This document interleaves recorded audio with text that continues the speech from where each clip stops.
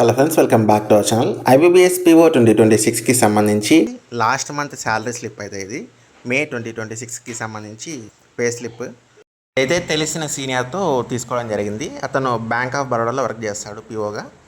ఒకసారి salary structure అయితే పూర్తిగా చూద్దాం, ఎందుకంటే మనకు మోటివేషన్ ఇదే మెయిన్గా.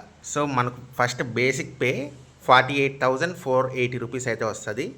మళ్ళీ డియర్నెస్ అలవెన్స్ అని 12,459 రూపీస్ వస్తుంది. మళ్ళీ స్పెషల్ అలవెన్స్ 16,149. నెక్స్ట్ హెచ్ఆర్ఏ అంటే హౌస్ రెంట్ అలవెన్స్. ఇందులో ఒక ఆప్షన్ అయితే ఉంటుంది, లీజ్డ్ అకామిడేషన్ కూడా తీసుకోవచ్చు. లీజ్డ్ అకామిడేషన్ తీసుకుంటే రెంట్ మొత్తం బ్యాంక్ వాళ్ళే పే చేస్తారు. ఆల్సో హెచ్ఆర్ఏ అయితే పోలిస్తే మంచి హౌస్ని తీసుకోవచ్చు అనమాట. లీజ్డ్ అకామిడేషన్కి మెయిన్ సిటీస్లో అయితే 25,000 దాకా ఇస్తారు. సో లీజ్డ్ అకామిడేషన్ తీసుకుంటే హెచ్ఆర్ఏ రాదు, ఇది ఒక ఆప్షన్.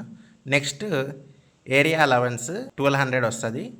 లర్నింగ్ అలవెన్స్ 1,068 రూపీస్ వస్తుంది. సో టోటల్గా పర్ మంత్ 83,234 రూపీస్ అయితే వస్తుంది.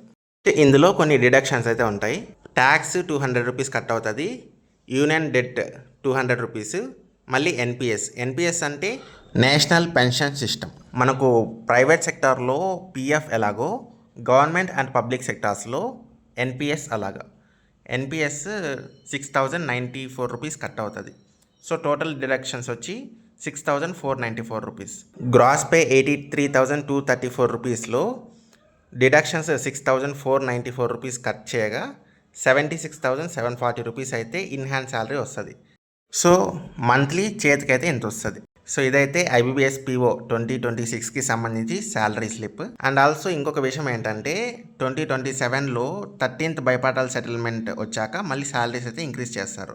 ప్రజెంట్ 12th బైపార్టల్ సెటిల్మెంట్ అయితే రన్ అవుతుంది. ఇలాంటి మరిన్ని వీడియోస్ కోసం మా ఛానల్ అయితే సబ్స్క్రైబ్ చేసుకోండి. Thank you for watching.